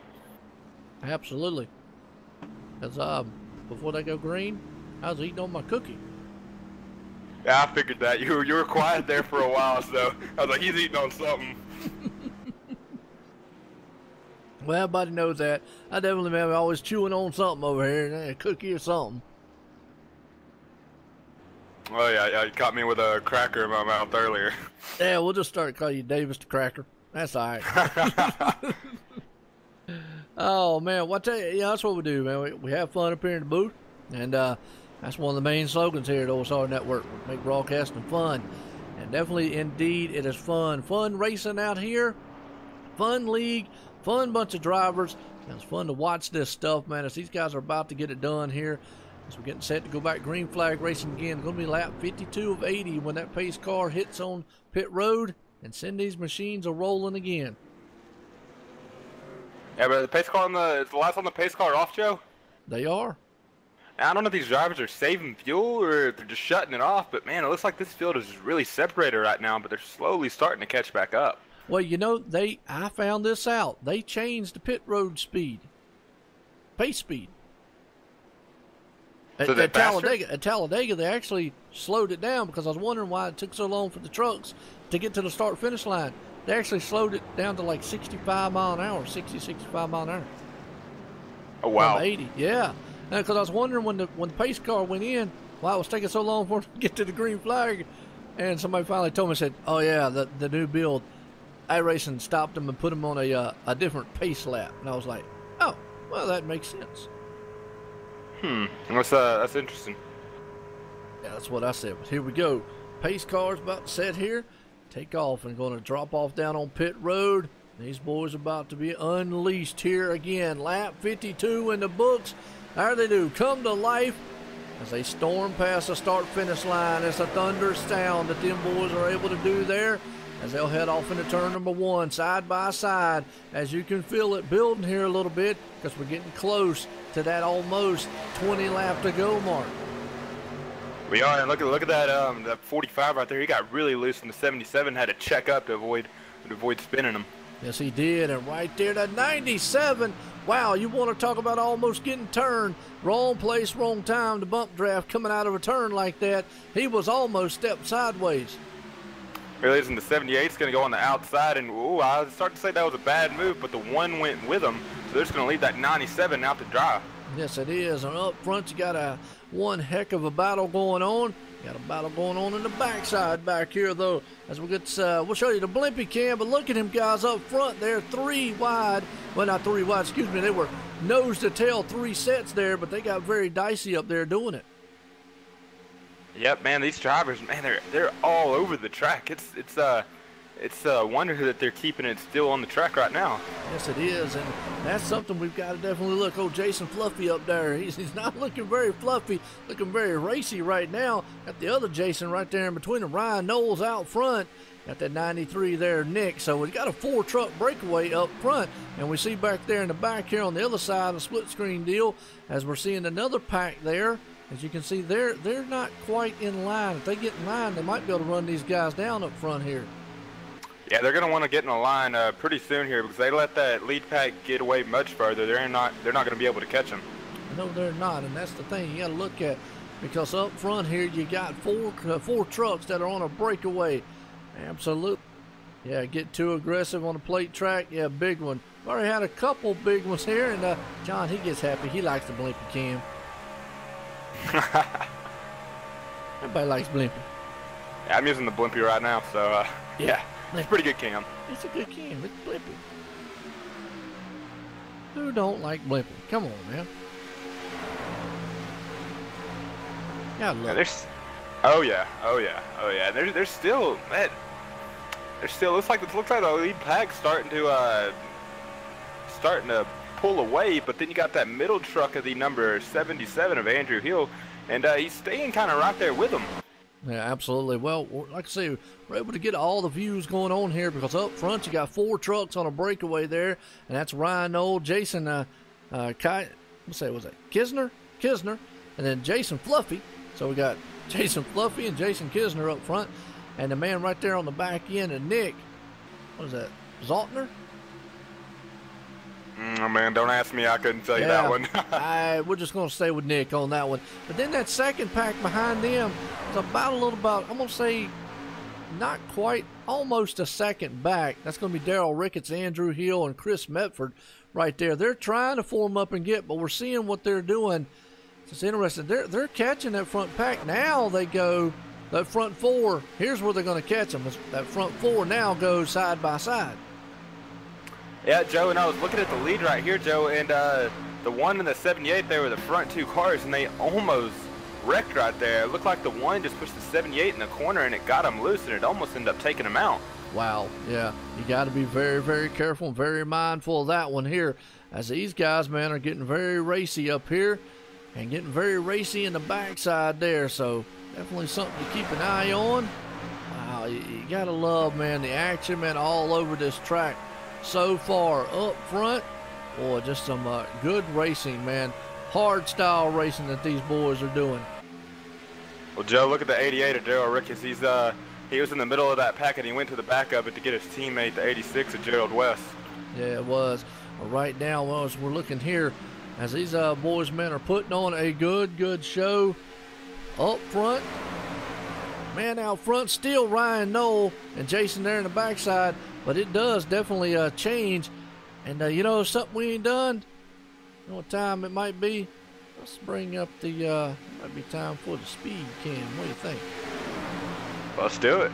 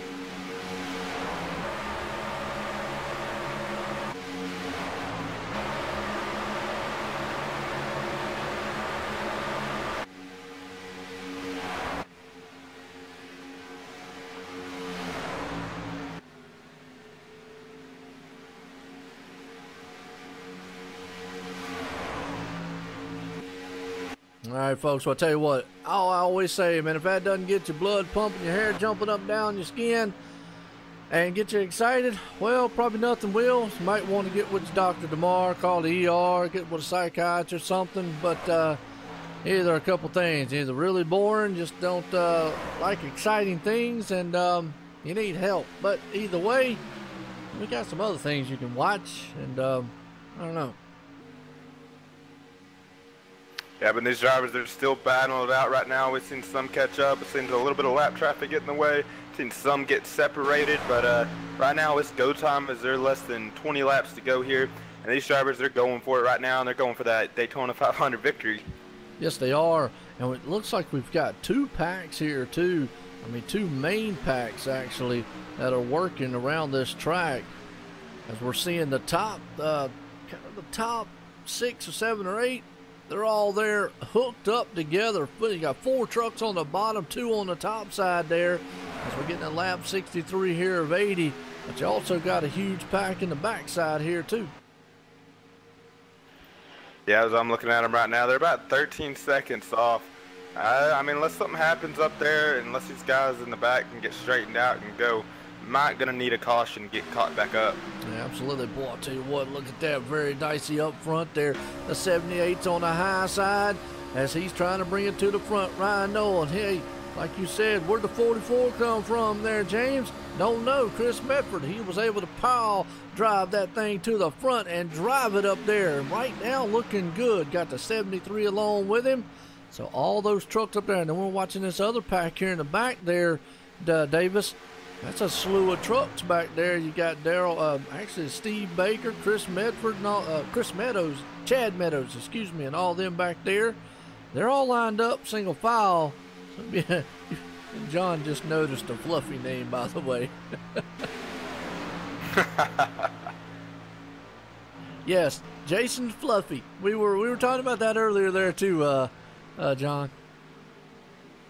Yeah, Joe, looks like these drivers are about the third pack. Looks like they finally got the memo and finally decided to straighten out to see if they could catch this lead pack, but I think it just might be a little too late. Yeah, absolutely. I'm with you on that one. These guys, man, definitely need to kind of, fan out just a little bit, get this thing under control here, and kind of, I don't know, let's get a good run here on the dash cam and see what it looks like to ride behind one of these guys. And while we're riding behind them, well, we'll ride down on the other side here too. So we're showing you on here in the dash cam, and we're showing you that's actually on the high side in the second pack too.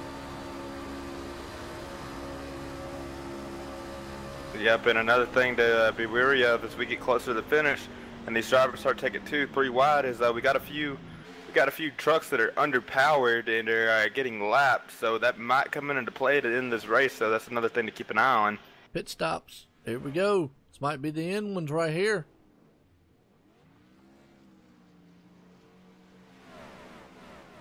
The front runners, they came into the pits, and it looks like they didn't take tires either. We were talking about that earlier on, Davis. Yeah, I'm trying to pull it up right here. Which truck's pitted? Jason, Nick, and I believe it was Chris Medford. Top several ones there. Okay, so that's something to keep an eye on too. See how it sorts out, because it's going to separate a few drivers too. It's going to separate that pack. Yeah, it definitely did. So it'll be interesting to see. Well, I mean, we know they got to make another pit stop. Andrew Hill, Ryan Nolan, all those. Now, Ryan Nolan and Andrew Hill are teammates. They're definitely going to come down together, so they're going to coordinate that. Right now, they got Jason on the backside of them there, the one machine. They were the 3 that didn't come down. It's just going to be interesting to see when they actually do. So we'll keep an eye on those, because they're out front, and they're out front by 5 seconds so far. Yeah, but they haven't pitted yet, right? No, they have not. Okay, so we'll have to see how this plays out, and because we're gonna have about 12 laps to go here, so it's getting pretty dicey. Well, yeah, and right, we're watching the 3 trucks up front. We got all them in the backside back there.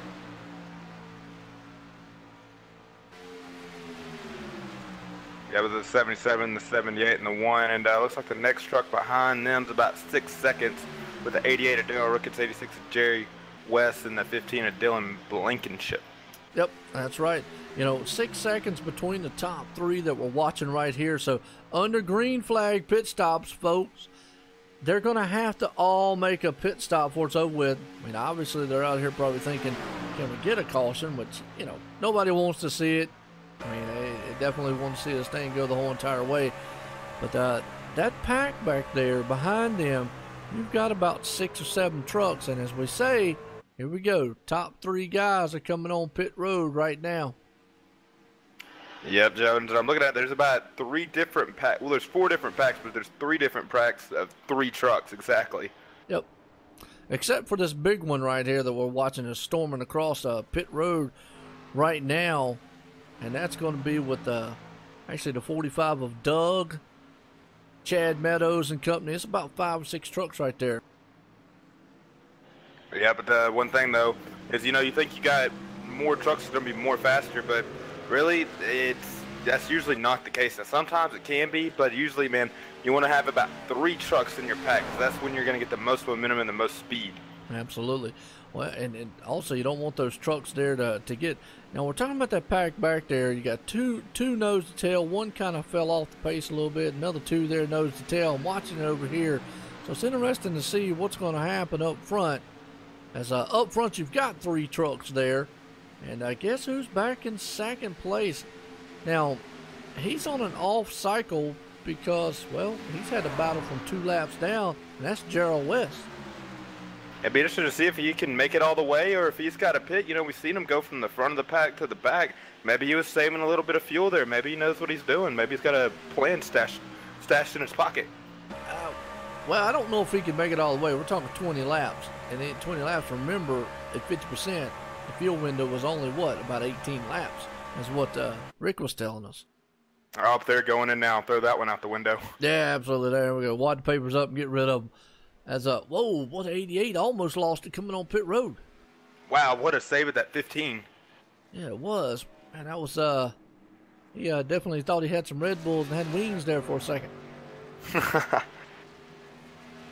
And pit road is a very, very busy place right now. It definitely is. As we're seeing right here, we're going to see who's going to come out with the lead here. This is going to be the race for the lead right here. Oh, and is the 45 truck, man, spun coming in pit road. Looks like they're still staying green, though. Yep. Well, he spun when he was on pit road. And look, you got Gerald West and Daryl Ricketts right there, and here comes that second pack, and that's going to be your lead pack that goes right beside them. Yeah, it is. Wow, going to be interesting to see what happens on this one. Andrew Hill takes it back on point. Now, it's interesting because when they pitted, it was more than 20 laps to go. If by our calculations and by what they were saying, can they make it all the way from here? But we're on lap 71. There's 80 laps, so we only got 9 to go, correct? My bad. Yeah, never mind, folks. My redneck math here. I don't even know what I was looking at. Oh, you're good, Joe. I started to think myself. I was like, wait, I thought it was 80. Yeah, my bad. I don't even know what I was looking at. I done got so excited, man. I'm thinking we got about 20 to go, and oh well. You're right. Actually, we only got 8 laps to go, so never mind. Andrew Hill is the man in the catbird seat. Now, the thing about it is he does have a truck there on his back end. Jason, Chris Medford's right there in the mix. So there still is 5 trucks up here, and they're all right there almost nose to tail. Gerald West and company, they're 3.3 seconds back. Now, they're not that far back. They could catch them in time. They're going to have to make up some time and make it up very quickly. What they're going to have to hope for is these guys to get up there and race very hard. Yeah, is what messed him up was that 15 of Dylan Blankenship. He got loose going on to pit road, and he didn't spin out completely, but it lost him just enough time to lose their 3-man pack together. Yeah, it was. So it's going to be interesting to see. And apologize there, folks. I just got all excited over what we were looking at, and I don't even know what I was thinking about.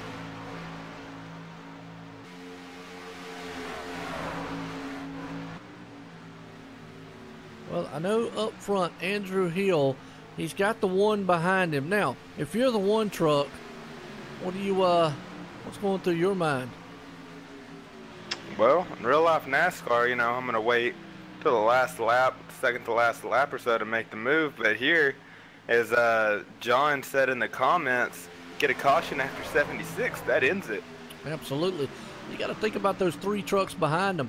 At any time, they could catch that draft and pull right up on the deck lid and just go blowing by both of those trucks up there. So something you got to think about. If he times it just right, he might be able to get out there. One thing I do see is the 44's got some damage on his front. That might be holding him up from catching that draft, because you know and I know aerodynamics here does play a big factor. Yeah, it really does, Joe. I was looking at the 45, and he just caught up to him really quick. And I was a 73 and 93. I might want to part ways with the 44 because it looks like he is slowing them up just enough where they can't catch that those leaders. Yeah, it is. Yeah, I mean yeah, he's got damage on the front, and you're right. It could be that they just don't know that, and that, you know, him out there trying to break the air is definitely not what they need. He just don't look like he can suck up on the back end there of Jason, and that's what Jason needs to get around that Andrew up there. If he even tries to go, now it's the other thing. If he does go side to side with Andrew Hill up there for the lead, well, guess what?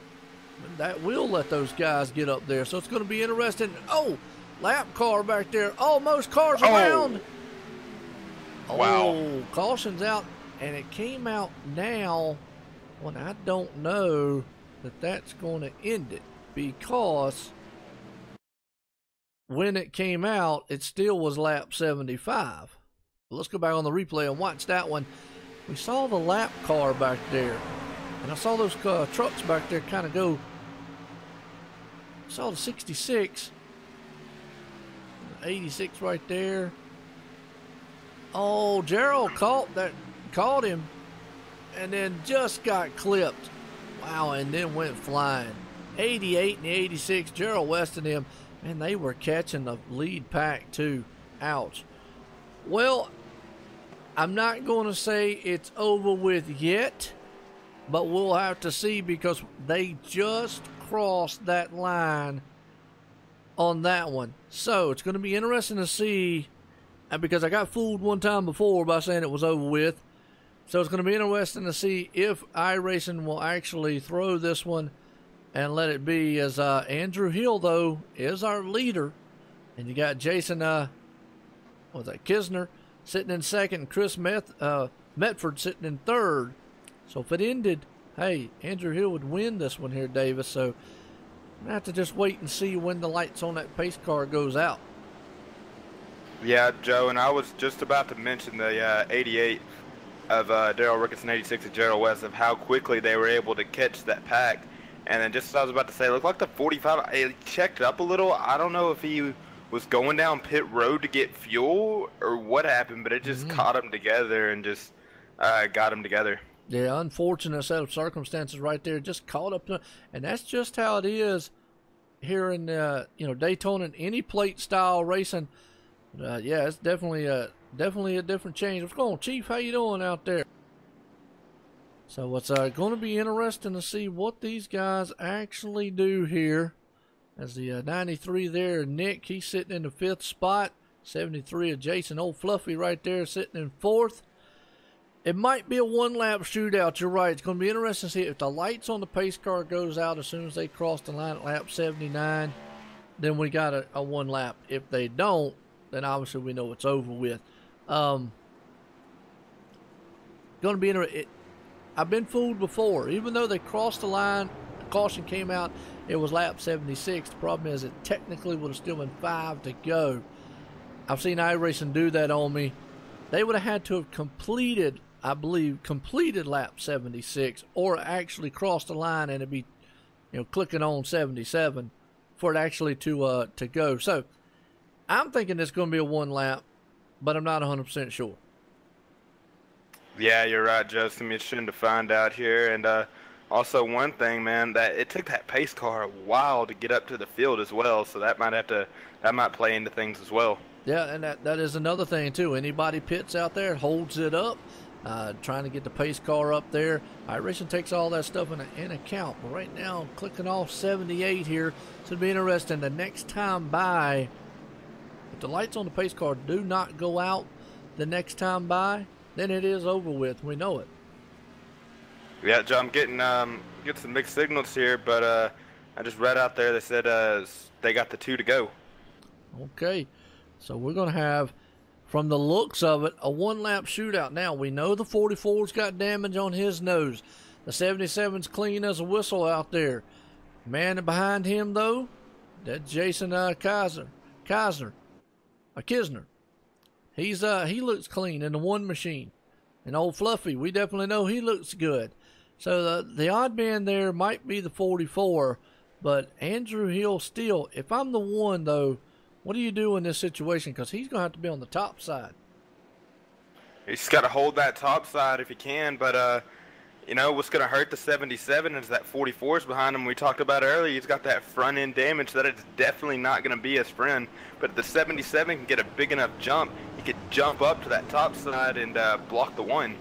Now, here's the thing, too. I want to make a note, folks. Normally, in leagues, they're allowed to, the leader's allowed to switch lanes or choose what lane that they want. Here, no. Leader has to take the inside lane. Oh, you're right, Joe, and I didn't even think about that either. That's one of the rules, so that plays back to what we were talking about with the 44. I mean, the 44, if he gets tucked up on the back end of the 77 on the restart, he might be fine because the damage on his nose might not be too bad if he's on the back deck lid. It's when he would try to step out of line or be off the back of him where it's going to really hurt him. Yep, and see, yep, they're doubling up right now, so we're for sure gonna get a restart right here. As the pace car's about to drop. Absolutely. Here we go. One more time around here. We're gonna have a one-lap shootout. Green, white checkered's gonna be in the books for this one at Daytona here. Under the lights live here for Racing for a Cause. Cresson Candle Company Truck Series here. These boys are about to put it to the wind as the man out front, Andrew Hill. That's one of the New England clam chowder crowd there, so to speak. And his boy Ryan Knowles back there. You know, Jason on the top side, Chris Medford right behind him. Don't count out the other guy, Jason Fluffy, who's on the top side there. But actually don't count out really any of the top 5, 6, or 8. I mean, anybody can come blasting up through here, so it's going to be interesting to see what happens. Oh yeah, it is, Joe. It's going to be a wild one for sure. It's, like I said, it's anyone's ball game, but I think the one he's looking the best out of all of them, I had to say. Absolutely. Here we go. Pace car's going into turn number 3 and is going to set these machines loose here. It's going to be an interesting one to see as the sights and sounds of these guys, man, head through the gears, head off down through this one. Here we go. Pace car's coming out of turn number 4. Going to let these monster trucks set sail and let loose. As we're going to take that hard left turn off on pit road one more time. The white flag will fly. Green flag in the air. That man up front, Andrew Hill, and look at that. They go 3 wide up front. That's not what they wanted to see up front, but hey, that's what they wanted to see in the back, but they're still 3 wide up there.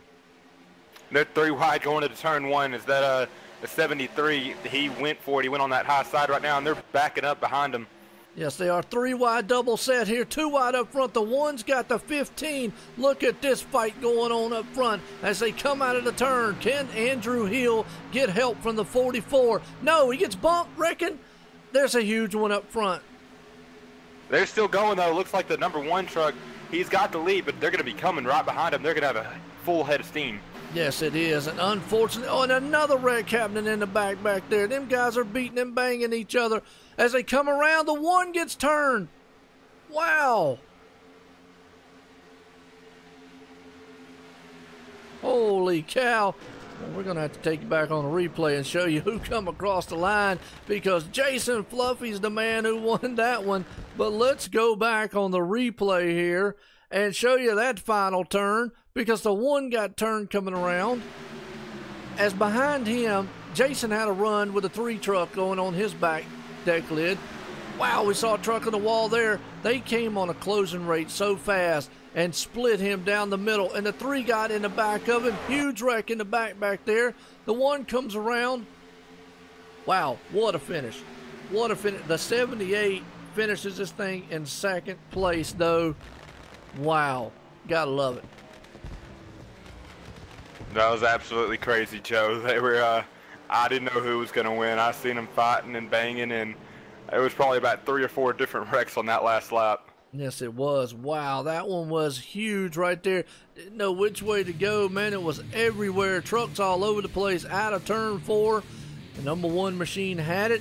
But right there, your man, Jason, well, Fluffy Garrett. That's a unique name, though, still. I like that kind of middle name he's got going on. But Jason's going to pull this thing off here tonight. Definitely in a thriller. And the 2nd place, I'll have to get who that is here in just a second. Is Ryan. It's showing Ryan Nolan. Wait a minute. Yeah, Ryan Nolan. Is that who you're seeing? Yep. I'm seeing Ryan Nolan in 2nd and Steve Baker in 3rd. And Steve Baker in 3rd. All right, good deal. Well, let's bring him up here into, if we can find them all down here. There's old Ryan Nolan right there. See if we can't. All right, well, I'm going to say the man who's got the big name down there, Fluffy Garrett, is who we're looking for. JJ Fluffy Garrett. All right, well, I tell you what, that man out there, definitely a very happy camper, burning them down here tonight. Well, let's bring up the 3rd place. You said Steve Baker, right? Yes, sir. All right, let's bring up Steve Baker. Let's get a word in with him. Hey, Steve, it's Davis Richards up here in the OSRN network booth. Man, we've seen a crazy finish there, but take us what was going on that last lap restart. Yeah, when the caution flew, I thought it was over. Congratulated Andrew, and then we got lined back up, and it said we'd have a 1-lap shootout, and then from that point on, I kind of was just in survival mode. I know it'd be kind of crazy, and then a lot of people were checking up, making 3-wide moves, and my game plan there was just avoid cars going crazy, and seemed to pay off a little bit. Yeah, we seen you starting back out there in the 9th position on that restart. Did you ever think you were gonna get a podium finish out of it? I did think so, but then cars kept flying left and right, and then worked out. I rode them back the whole race, saving my stuff, saving my fast repair. Still have my fast repair, and to avoid something at the end there, so it paid off, I guess. Yeah, well, it looks like patience paid off for you and got you a 3rd place finish, man. Well, congratulations, and you definitely deserved it tonight. What was that, sorry? I said, yeah, your patience paid out for you, and you definitely deserved it tonight. So congratulations, and you got anyone out there you want to thank? Yeah, thank you. I'd like to thank the guys from Rad Racing that I drafted with all night. Kept me up near the pack and kept me from going a lap down. So all those guys, we had a bunch of guys out there, and then thank you guys for broadcasting. Thanks Rick Greenaway for putting on this series and Racing for a Cause for the league and everybody else that came out. Thank you, Steve. Congratulations again on your 3rd place finish. Thanks, guys. All right, well, I'll tell you what right there, Davis, one happy camper, man, bringing it home there in 3rd, surviving that one. Let's go on down here and get our 2nd place man here, Ryan Noel.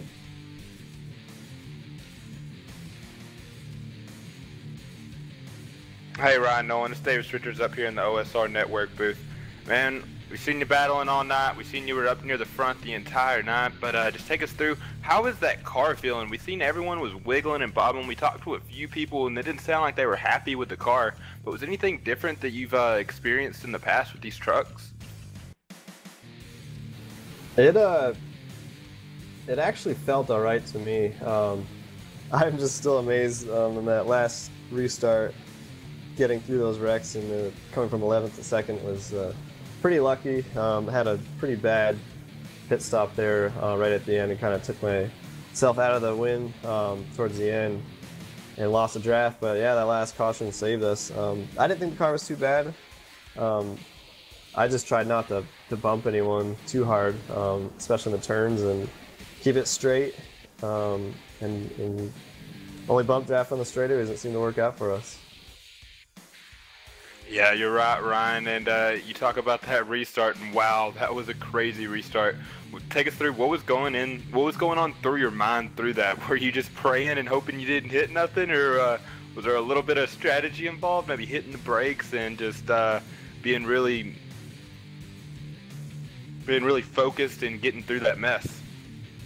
Yeah, I kind of had a good feeling there was something going to be happening, so they all started going through wide in front of me, and I had a pretty good gap from behind, so it basically punched a huge hole in the air, and then they started bouncing off each other, and I guess it was just luck that I went for the center, and everyone seemed to spread out by the time I got there, and had a good run on the outside of the inside row of cars, and just tried to stay out of the wrecks, and it seemed to work out for us. Yeah, well, it seems like it paid off for you there, Ryan. But you got anyone out there you want to thank? Yeah, I want to thank my family that's watching, my parents, my wife now, for supporting me. Got to congratulate Jason on a great win, and the American Humane Society. He's on the hood of my car. Awesome. Well, congratulations again on your second place finish there, Ryan. And we'll see you next week, and we'll see you out there battling for the win. Sounds good. Thank you, guys. All right, we'll tell you what, been another happy camper there. Second place. Well, I'm going to head on down here to Victory Lane because Jason Fluffy Garrett, and definitely be Fluffy here and going to be flying high because he's the winner here tonight at Daytona. Jason, it's Joe White in the booth. Got a copy? Yes, sir. Go ahead. Well, I'll tell you what, that was a wild one right there at the end. You were sitting back there thinking about it there on a green-white checkered. What was going through your mind on that restart? I really couldn't tell you. I don't really remember. I just reacted, put my foot on the floor, and hoped. Absolutely. Well, it paid off because guess what? You are the winner here tonight under the lights. Daytona International Speedway, Racing for a Cause, Cresson Candle Company Truck Series. Jason, and I got to get a kick out of that middle name, Fluffy Garrett, definitely pulling it off here. When you saw what happened and you had the run coming up on the one truck, did you know you was going to be able to get around him? I knew I could get around him, but I knew I had a tail coming up behind me, and the run that I'd had to make, it wasn't going to work, and I don't know what happened on the inside of me, but when I come off of 4, I was all by myself, so it worked out. I mean, sometimes you got to get lucky to win these things, and I'm pretty sure I used up quite a bit of my luck tonight, so ought to be a fun season. Yeah, absolutely. Well, it's plate track racing, and like you said, sometimes luck does play a factor here. Well, you pulled it off, though, nonetheless. You're in the victory lane. You got anybody out there you want to thank for it? I want to thank the boys at GMR for all the work we do on these cars and stuff, and all the practice we put on. Also want to thank the boys at Racing for a Cause for doing this. You guys for doing the broadcast, and the Susan G. Komen Foundation for letting me put their Save the Tatas campaign on the car this year, and hopefully we can raise some awareness for them and help a few people out this year. Absolutely. Well, again, it's our pleasure out here to bring this awesome excitement here for the Racing for a Cause Truck Series. And again, and congratulations out there to Jason, bringing it home here at Daytona winner tonight, folks. Appreciate it, fellas. All right. Well, I'll tell you what, man, wow, that's all I got to say. I mean, could you ask for anything better there? I mean, got any final words, Davis? Man, just what an awesome finish. What an awesome race. We've seen these guys battling from lap 1. We've seen them battling through the middle of the race. We've seen some strategy play out, and wow, what a finish. You can't make that one up right there. That was absolutely crazy. Yeah, absolutely. Well, definitely, man. This is the high banks of Daytona here under the lights. We go next week here. Tune back in for Racing for a Cause for the Cresson Candle Company Truck Series here. Well, it's just like any other plate race. What a thriller. Green, white checker. Definitely want to congratulate Jason Garrett out there for pulling off a wild finish out in this one, because that last lap was a wild one here. So again, congratulations to him, and then to everybody here at OSR Network and all the viewers and everybody there, for everybody in at Racing for a Cause, everyone, have a good night.